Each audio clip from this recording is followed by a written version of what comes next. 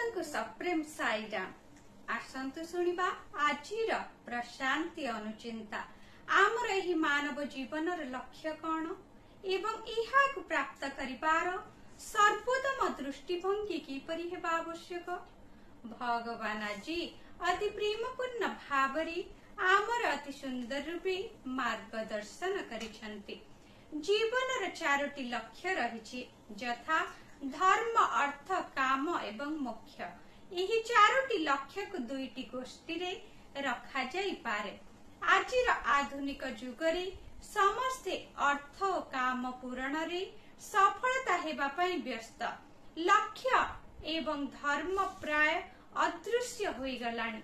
आधुनिक मनुष्य अर्थ प्राप्ति और इंद्रिय तृप्ति चाहुछि एवं धर्म मार्ग और मोक्ष प्राप्तिर आवश्यकता को अणदेखा करुछि। धर्म और मोक्ष हेउछि मनीष शरीरर पाद और मस्तक सदृश, किंतु आजिर मनीष एही दुईटी गुरुत्वपूर्ण अंग न थाई बंचिबा परि जणा पडुछि। एही चारोटी लक्ष्य एही परि गोष्ठी रे रहिबा आवश्यक यथा धर्म अर्थ काम मोक्ष। अन्य पक्षरे कहबाकु गले धर्म मार्ग रे जीवन निर्वाह करिबा पई अर्थ उपार्जन करिबा उचित एवं मनीष केवल मोक्ष प्राप्ति पई कामना करिबा आवश्यक।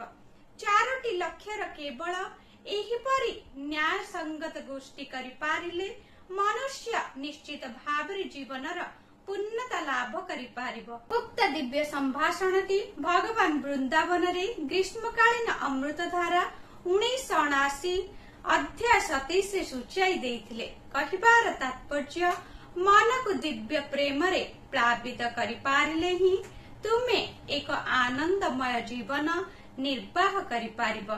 दिव्य प्रेम प्राप्त करिबा हेउछि जीवनर चरम लक्ष्य। जय साईराम।